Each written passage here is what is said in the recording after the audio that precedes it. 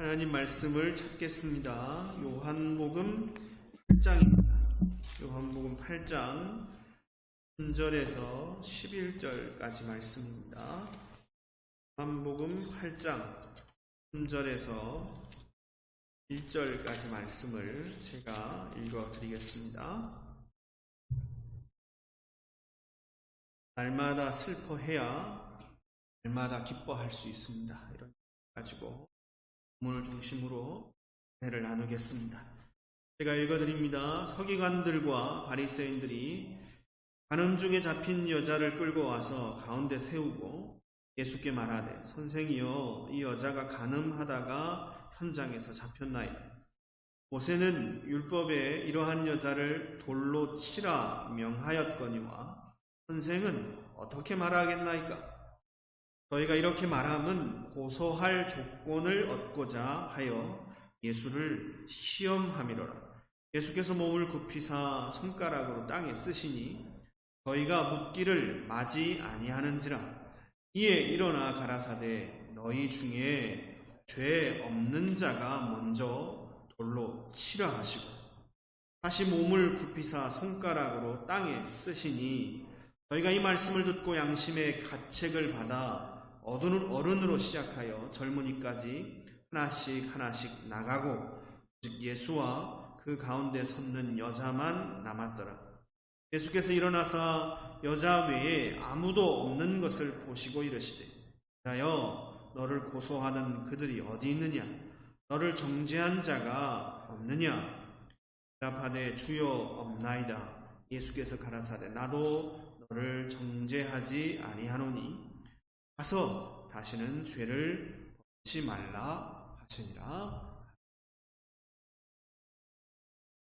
예수님께서 어느 날 성전에 들어가서 모인 무리들을 가르치고 계셨습니다. 그런데 그때 서기관들과 바리새인이 간음하다가 잡힌 여자를 끌고 예수님께로 데리고 왔습니다. 그리고는 예수님을 시험하기 위해서 이렇게 질문을 합니다. 모세 율법에는 이런 여자를 돌로 치라고 그렇게 명령하고 있는데 예수 당신은 이 여자에 대해서 어떻게 말하겠습니까? 어떻게 하시겠습니까? 이렇게 질문을 합니다. 사실 이 질문에는 교묘한 함정이 숨겨져 있습니다. 당시 이스라엘은 로마의 지배를 받고 있었습니다. 또 이 로마 형법 안에서만 사형을 언도하고 실행할 수 있었습니다. 만약 예수님이 모세 율법을 따라 돌로 치라라고 말하면 로마의 법을 어기고 로마 정권에 대항하는 것이 되어버립니다. 반대로 여인을 죽이지 말아라, 돌로 치지 말라 이렇게 말을 하고 대답한다면 모세의 율법을 또한 어기게 되는 것입니다. 따라서 이렇게 대답할 수도 저렇게 대답할 수도 없는 속임수가 담겨진 교묘한 질문이 바로 서기관들과 바리새인들이 예수님께 던진 질문이었다라는 것입니다. 예수님을 고소하기 위해서, 예수님 시험하기 위해서 던진 이 질문을 예수님이 받고 예수님이 몸을 굽혀서 땅에다 무엇을 쓰셨다 이렇게 성경은 기록합니다. 뭘 쓰셨는지 성경은 기록하고 없으니까 알 수가 없습니다. 그리고 사실 그렇게 궁금히 여기며 알 필요도 없습니다. 땅에다 뭘 쓰고 있으니까 바리새인과 서기관들이 잠잠하고 있는 게 아니라 더 예수님을 독촉합니다. 빨리 대답을 하라는 겁니다. 그래서 예수님께서 일어나셔서 이렇게 말씀하셨습니다. 너희들 중에 죄 없는 자가 먼저 돌로 쳐라. 너희들 중에 죄 없는 자가 먼저 돌로 쳐라. 이렇게 말씀하시고는 다시 몸을 굽히셔서 땅에다 무엇을 쓰셨습니다. 그런데 그 이후에 놀라운 일이 벌어졌습니다. 여인을 죽이기 위해서 돌을 들고 서 있던 수많은 무리들이 어른으로부터 시작해서 젊은이에 이르기까지 한 사람도 남기지 않고 하나씩 하나씩 떠나더니 한 사람도 남기지 않고 모두 다 떠나버리고 예수님과 이 가나마다 잡힌 여자만 남았다. 그렇게 성경이 기록하고 있습니다. 이 여인을 정죄하던 사람들이 아무도 남지 않은 것을 예수님이 보시고는 예수님도 이 여인에게 이렇게 말씀하십니다. 나도 너를 정죄하지 않으니 다시는 죄를 하지 말아라. 그렇게 말씀하셨습니다. 오늘 우리가 좀 주목해서 보려는 것은 이 여인을 정죄하던 사람들이 언제 어떻게 해서 떠나갔느냐라는 것입니다. 이 여인을 정죄하려던 사람들, 돌로 쳐 죽이려고 그렇게 모인 사람들이 언제 어떻게 하나둘씩 다 떠나갔냐라는 것이 오늘 생각해 보려는 내용입니다. 언제입니까? 예수님의 말씀을 듣고 그리고 어른부터 젊은이에 이르기까지 한 사람씩 자기 죄를 자각하고 양심의 가책을 받게 될 때, 즉 예수님이 너희 중에 죄 없는 자가 먼저 돌로 쳐라 그렇게 말씀하시자 모였던 무리들이 다 자기 죄를 깨닫고 자기가 죄인임을 자각하고 양심의 가책을 느끼게 될 때에 그때 모였던 무리들이 한 사람 한 사람씩 이 여인을 정죄하던 무리들이 다 남김없이 떠나갔다라는 것입니다. 사랑하는 성도 여러분, 오늘 나누려는 영적 진리는 바로 이것입니다. 자기 죄가 깨달아지면 남을 향한 정죄가 사라지는 것입니다. 조심하십시오. 마음에 간직하고 기억하십시오.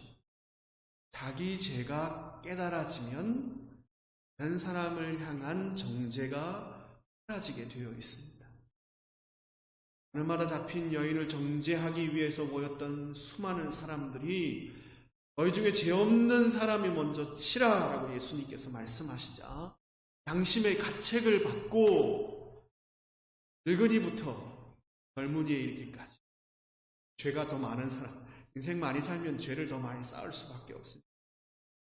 죄가 더 많은 사람들부터 스스로 자를 자각하면서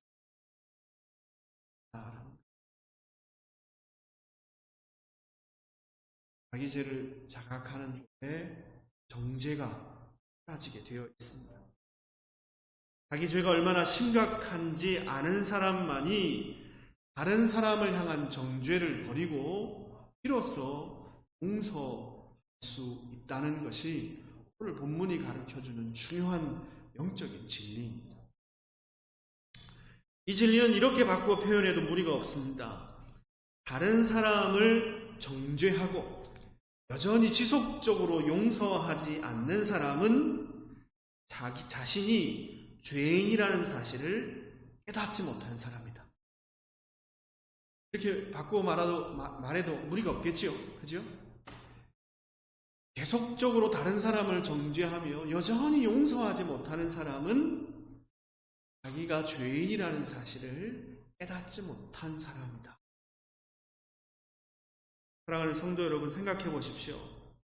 자기가 죄인인 걸 알지 못하는 사람이 하나님께 사죄의 은혜를 간구할 수 있겠습니까? 자기가 죄인인지 모르는데 하나님 제 죄를 용서해 주십시오. 그렇게 사죄의 은혜를 구할 수 없는 것입니다. 당연하겠지요. 자기 죄를 봐야, 자기 죄를 깨달아야 용서를 구하는 것은 너무 당연합니다. 그러니 다른 사람을 계속 정죄하며 용서하지 않는 사람은 사죄의 은혜를 경험하지 못한 사람이다. 은혜 밖에 있는 거듭나지 못한 사람이다. 이렇게 말할 수 있는 것입니다. 자기 죄를 깨닫지 못한 사람이니까, 그러니까 다른 사람을 정죄하고 용서하지 못하는 사람 된 것입니다. 교회가 인정하는 성도가 은혜 안에 있는지 아닌지를 가늠하는 아주 중요한 작대 수단이 하나 있습니다. 이 사람은 은혜 받은 사람이야, 혹은 이 사람은 은혜 밖에 있는 사람이야, 이렇게 우리가 함부로 다른 사람을 보고 평가하고 막 이렇게 함부로 말할 수는 없을 겁니다. 그렇지만 나 스스로가 내 안에 하나님의 은혜가 머물러 있구나, 이걸 보니까, 이 증거를 보니까 내가 하나님 은혜 속에 머물고 있구나 라고 스스로 붙잡을 수 있는 은혜의 증거가 있다라는 것입니다. 교회사 가운데 개혁주의 교회는 이 기준을 은혜의 증거라는 말로 불렀습니다. 은혜의 증거. 내 안에 내가 은혜 받은 사람이라는 증거가 하나 있다는 것입니다. 그게 뭐겠습니까? 그 기준은 바로 내가 다른 사람을 용서할 수 있느냐 아니냐입니다. 오랫동안 교회 역사 가운데 성도 안에 있는 은혜의 증거를 이것으로 가르쳐 왔습니다. 성도가 은혜를 받았느냐 안 받았느냐 스스로 확신할 수 있는 한 가지 중요한 증거, 그건 내가 다른 사람을 용서할 수 있느냐 없느냐, 이것에 따라 내 안에 은혜의 증거가 있냐 없냐를 가늠했다라는 것입니다. 마음으로부터 이웃을 용서하기로 굳게 결심할 수 있는 힘이 바로 내가 은혜를 간직한 사람이라는 내적인 증거라는 것입니다. 왜냐하면 다른 사람 용서하는 건 내 힘으로 안 되거든요. 은혜를 받지 못하면 안 되는 일이거든요.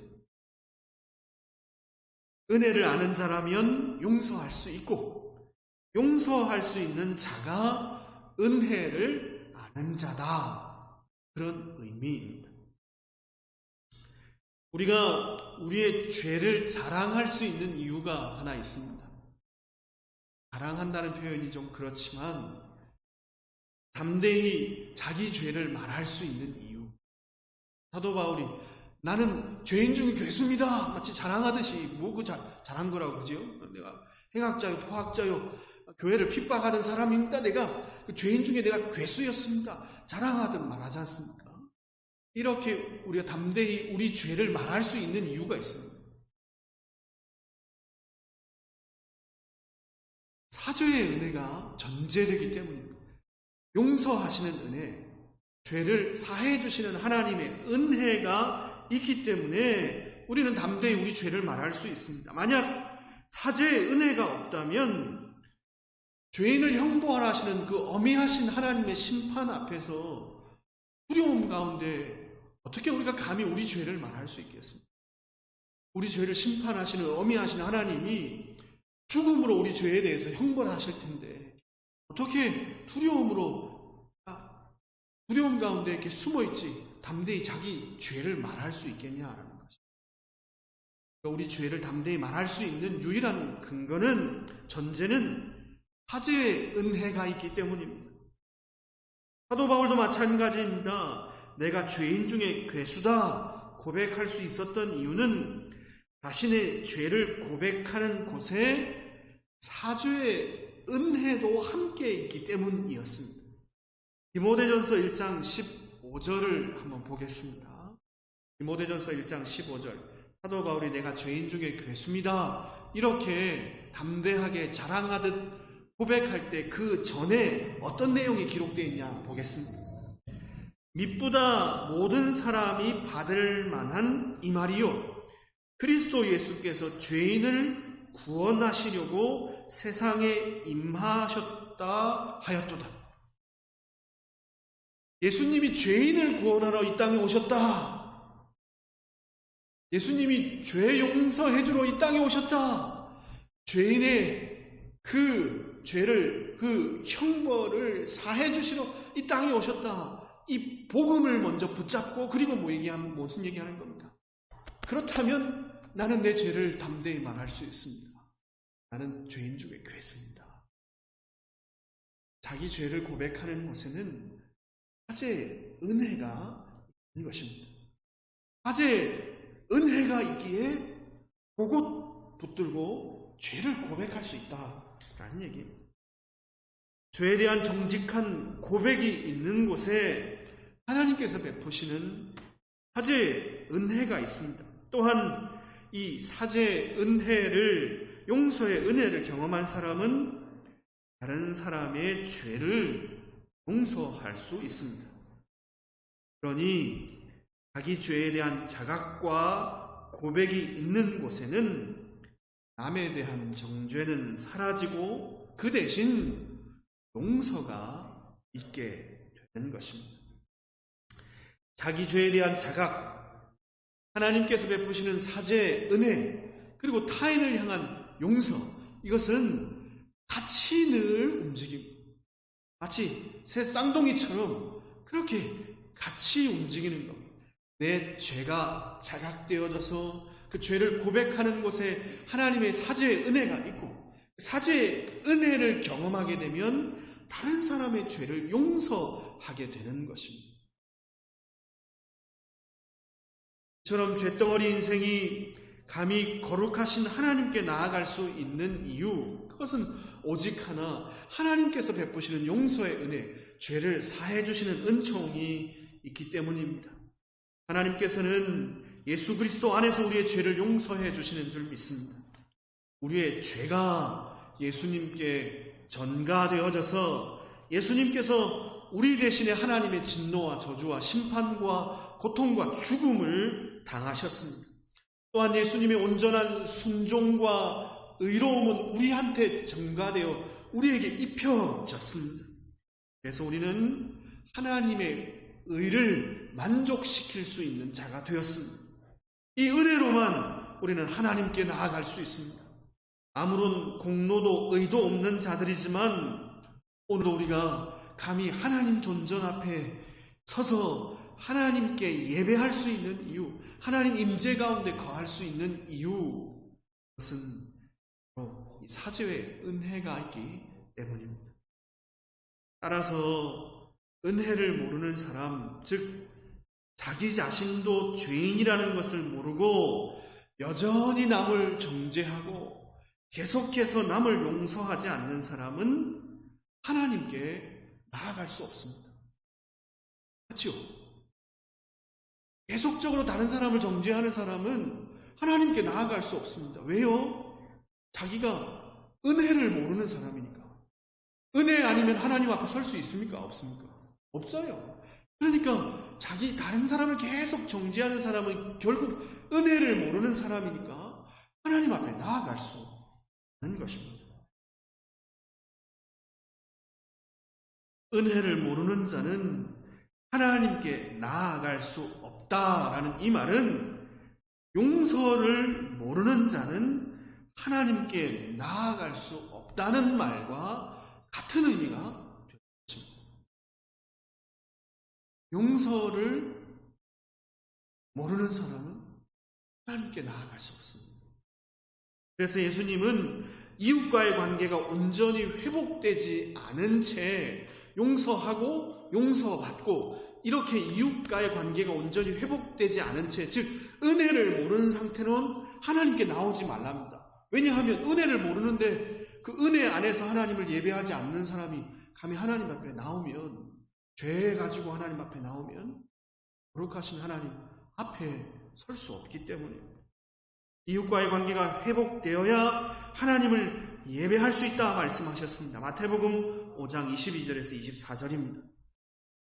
나는 너희에게 이르노니 형제에게 노하는 자마다 심판을 받게 되고 형제를 대하여 라가라 하는 자는 욕하는 겁니다.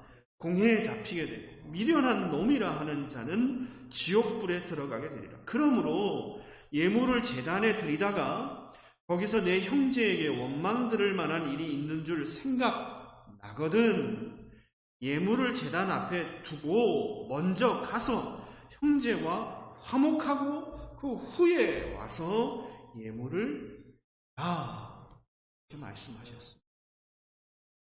이웃과 형제들과 성도들과 먼저 관계가 회복되었습니다. 즉 용서하고 용서받는 이 일이 전제돼야, 즉 은혜를 알아야 할 수 있다 말씀하신 것입니다. 이 진리가 주님께서 가르쳐 주신 기도에는 이렇게 표현되어 있습니다. 우리가 우리에게 죄 지은 자를 사하여 준 것 같이 우리 죄를 사하여 주옵소서. 우리 죄를 사하여 주옵소서. 앞선 예수님의 가르침과 다른 말처럼 들릴지도 모르겠습니다. 그렇지만 이건 앞서 설명드린 내용과 똑같은 얘기입니다. 아시다시피 이 기도는 죄를 용서해 주십시오라고 비는 사죄를 위한 기도입니다. 우리 죄를 사해 주십시오. 사해 주십시오. 우리는 무엇에 근거해서 하나님께 용서를 구할 수 있습니까? 우리가 하나님 앞에 하나님 우리 죄 용서해 주십시오라고 할 때 뭘 붙들고 뭘 의지해서 어디에 근거해서 사죄의 은혜를 간구합니까? 하나님 내가 옛날에 그래도 착한 일 좀 했지 않습니까? 그것 봐서 날 좀 용서해 주십시오. 이렇게 하는 겁니까? 아니지 않습니까? 그죠? 하나님 제가 그래도 이 모양 저 모양으로 교회에서 열심히 봉사도 하고 헌금도 많이 하고 수고를 많이 하고 있으니까 그러니까 내 죄 용서해 주십시오. 이렇게 간구할 수 없습니다. 우리는 오직 은혜에 기대어서 오직 예수님의 대속의 그 은혜, 죄를 용서하시기, 사죄하시기 위해서 십자가에 대신 날려 죽으신 예수 그리스도의 은혜를 의지해서 하나님께 죄를 고백하고 용서를 구할 수 있습니다. 따라서 우리 죄를 사해 주십시오라는 간구 전에 우리가 우리에게 죄 지은 자를 사하여 준 것 같이 라는 이 구절은 당연히 자기 공로를 내세우는 의미가 아닌 것입니다. 우리가 우리에게 죄 지은 자를 사하여 주었으니까 그러니까 내 죄 용서해 주십시오. 그렇게 자기 공로를 내세우는 기도가 절대 아니라는 것입니다. 남을 용서할 수 있는 사람은 자기 죄를 아는 사람이라 말씀드렸습니다. 자기 죄를 정직하게 고백하는 사람에게만 사죄의 은혜가 있다라고 그렇게 말씀드렸습니다. 따라서 이 기도는 우리가 우리에게 죄 지은 자를 사하여 준 것 같이, 즉 저는 죄를 알고 사죄의 은혜를 알고 있사오니 하나님 그 은혜에 의지하여 간구합니다. 제 죄를 사해 주십시오 라는 그런 기도가 되는 것입니다. 예수님을 통해 주신 사죄의 은혜를 오늘도 의지합니다. 하나님 오늘도 제가 지은 죄를 사해 주십시오 라는 기도가 이 기도의 의미입니다. 따라서 남을 용서할 의향이 없는 사람은 이 간구를 하나님께 드릴 수 없습니다. 죄사함의 은혜를 모르는 사람이 어떻게 죄에 대한 용서를 구할 수 있겠습니까? 당연히 말이 안 되는 것입니다. 다시 한번 정리해 보겠습니다. 잘 들어보십시오. 여전히 남을 정죄하며 용서하지 않는 사람은 자기 죄를 모르는 사람이다. 그렇게 말씀드렸어요. 맞지요? 여전히 계속 다른 사람을 정죄하고 지속적으로 용서하지 않는 사람은 자기도 죄인이라는 걸 모르는 사람입니다. 그러면 자기 죄를 모르면 사죄의 은혜가 있겠습니까? 내가 내 죄를 모르고 하나님 앞에 죄를 고백하지 않는데 어떻게 사죄의 은혜가 있습니까? 사죄의 은혜를 모르면 십자가의 은혜를 모르는 것이니까 십자가의 은혜를 모르면 십자가의 은혜를 모르는 사람이 뭘 근거로 해서 내 죄를 사해 주십시오 그렇게 매일마다 간구할 수 있냐는 겁니다. 그렇지 않습니까? 그죠? 결론적으로 다른 사람의 죄를 용서하지 않는 사람, 지속적으로 다른 사람을 정죄하는 사람은 자기 죄를 용서해달라는 기도를 하나님께 드릴 수 없다는 얘기가 되는 것입니다. 복잡하게 생각할 필요 없습니다. 간단하게 남 용서하지 않는 사람은 자기 죄 용서해달라는 기도를 드릴 수 없다는 얘기입니다. 어렵지 않죠? 당연하겠죠. 그죠? 다른 사람을 지속적으로 정죄하면서 용서하지 않는 사람이 어떻게 하나님 내 죄 용서해 주십시오. 매일 기도할 수 있겠습니까? 가능하다. 매일같이 나에게 상처와 아픔을 주는 사람을 매일같이 용서하면서 살려면 우리에게 뭐가 필요한지 우리는 비로소 깨달을 수 있습니다. 뭐가 필요합니까? 어떻게 지치지 않고 포기하지 않고 용서하는 삶을 살 수 있습니까?